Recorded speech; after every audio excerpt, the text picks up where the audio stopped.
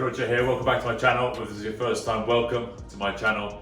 Here I present information from experience I've had in the fitness industry, hoping to provide some sort of value, some help, some assistance, some guidance, some direction, some purpose, and hopefully build some resilience for you guys who are looking to get into this industry, who are already in the industry, been in it for a couple of years, or at the tail end of the industry, and you're looking to build up into bigger things and move on to bigger places. So here I'm sharing my experiences, what I've learned so far over 15 years, and also share my experiences as I move through this process along the way in this journey, this maze and puzzle we call life. So I'm going to talk a little bit about management, the difference between management and leadership, and why you need to become a leader and not just a manager, because people don't want and they don't need just a manager. The main difference really is the manager is someone who leads from the back, sends out the troops, such, I use the military sort of style, it sends them out, gives them orders, and off they go, and they go that way. The leader is the difference, is you lead from the front, and then eventually you go to the back. But you've got to lead from the front first. And even as a manager, if that's the title that you've been given, whether it's a fitness manager or a general manager or whatever sort of manager you've been given the title, don't see yourself as a manager. Don't just sit in your big desk in your big office or whatever it is and then delegate orders out to everyone. You've got to be able to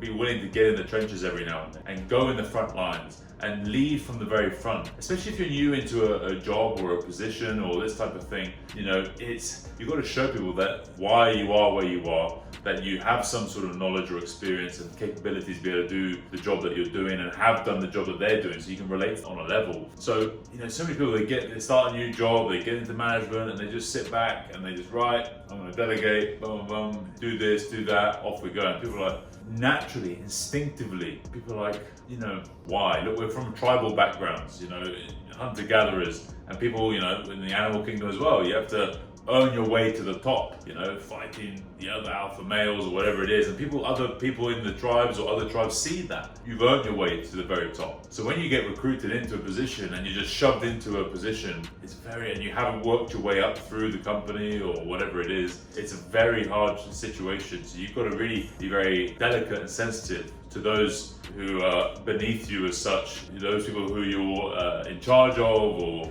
looking after or whatever it is, and that's that dynamic that you're in the company that you're working with. So it's really getting in there, and too many people try and get back, lead from the back straight away and don't really lead. They're just there looking at the numbers, very impersonal, very lack of sensitivity to the situation that's gone before, not trying to find out what's happened before, what's been the stories, observing a lot and listening a lot from the very beginning. And I've had it with a lot of trainers who just come in and they just want to try and change everything. And that's great, you're showing eagerness to want to change, but you have no understanding of what's gone before, the stories, the dynamics of the team, or the management, all this type of stuff. And then if you're coming in as a manager, same sort of thing. You've got to understand what's above and below you, because the manager's generally the middleman. You've got to understand how things operate, how things work, talk to both sides, talk to top, talk to bottom, and then lead, show, be proactive, do things, not just always look to just delegate everything straight away, because that can lead down a sticky road when people haven't really seen what you can do or how you do things. So for me, in terms of if you get promoted, you get pulled into a management position, it's all about leading from the front first. People are looking for leaders. You've got to prove yourself more than anyone else. Just because you've got this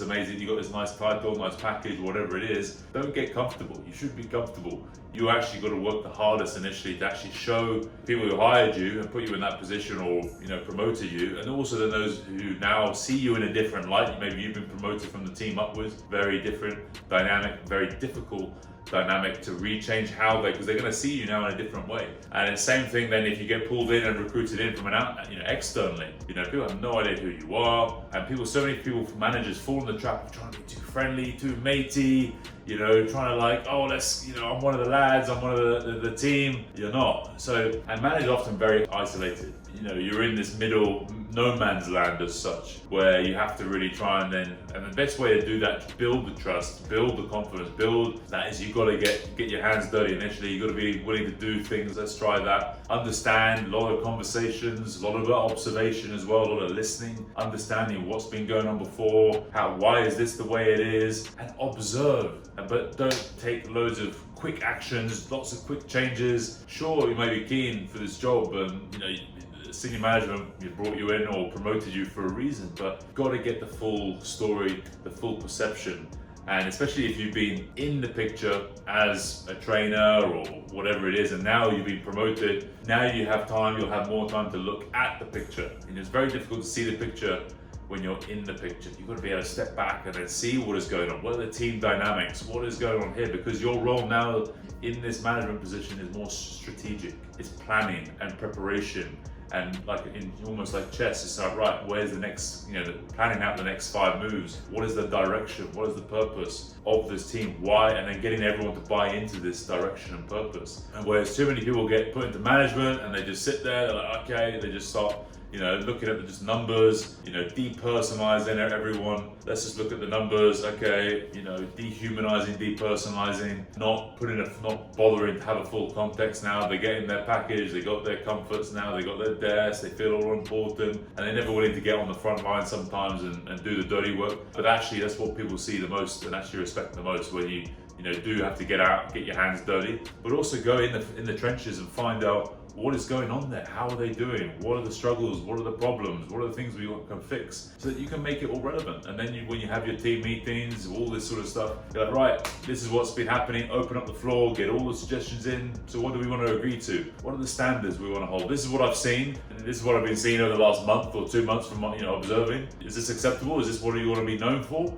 And the big thing I always used to say, teams I was working with, is like, look, at the end of the day, whether I'm the manager or I'm the leader of this team or whatever I want to call myself, and you guys are the trainers and all this type of thing, we have to work with each other at the end of the day. We all have to set a mission. We all want the same direction. We all want to be successful in life. We all want to have this stability, and this position or this job we're in right now is on our CV. It's there, it's written down no matter what. So do we want this time that we're in right now, this job, do we want this to go down in history as a bad thing? How people know us for working in this company and it's a failure? Do you want to be part of a failing thing? Because it's still there, whether it succeeds or whether it fails, you're in it. So that is on your CV forever. You've got to protect your reputation, whatever level of management or you are within the hierarchy of your company, or the business that you're building, especially if you're the leader. So then why not we just try and make this as best we can, as all of us as individuals. You pull your weight, I'll pull my weight. You judge me and I'm going to judge you, and judge it on the data, the stats, the things that we've done, the actions that we've taken, rather than just talking about things the whole time. You've got to walk the walk and talk the talk, like I always say. So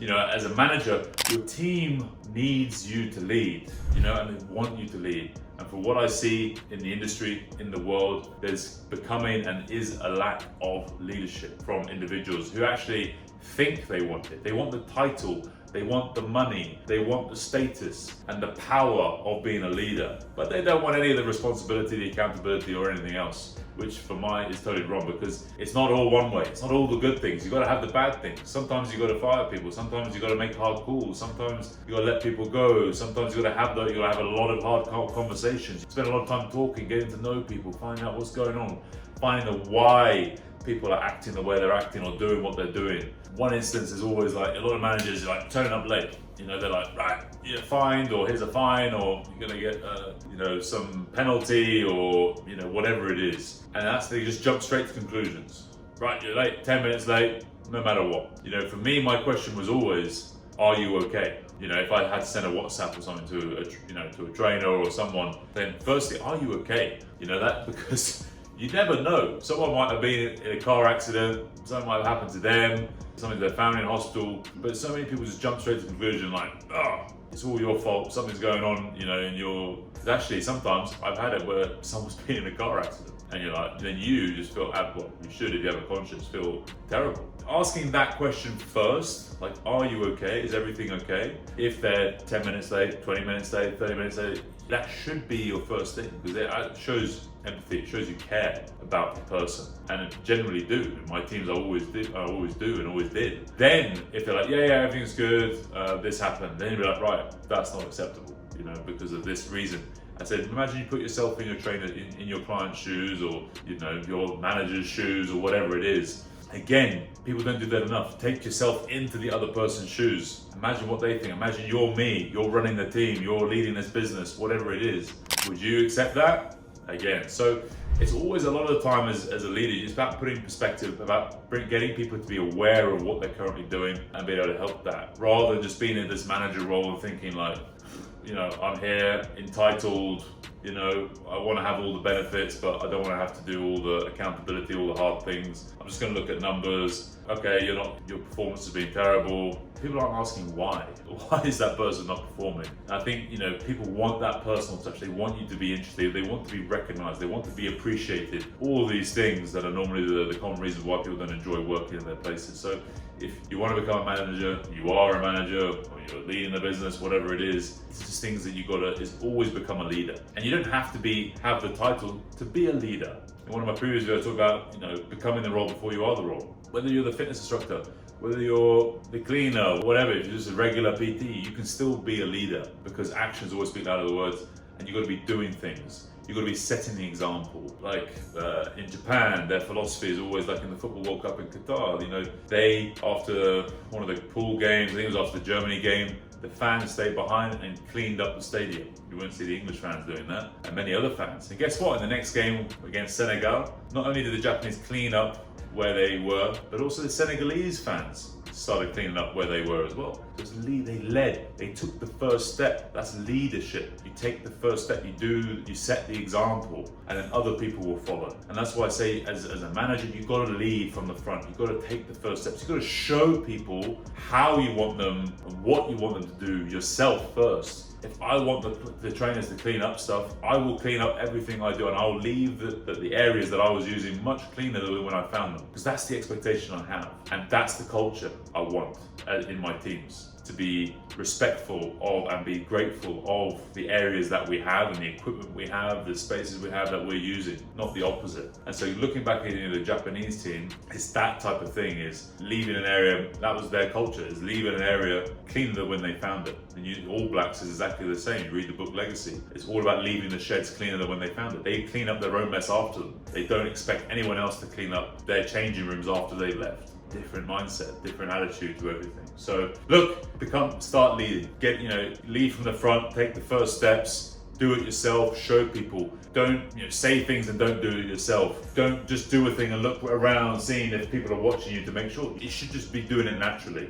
How you walk, how you talk, how you do things, how you perform, how you set up, how professional you are, turning up early for things, setting things up in advance. These are all things that you should do, and people always see it. You don't have to be looking for people to make sure, so you just do it while people are looking, and then you don't do it when they're not looking. It has to become second that you're not expecting anyone to be looking at you, but you're just doing it anyway.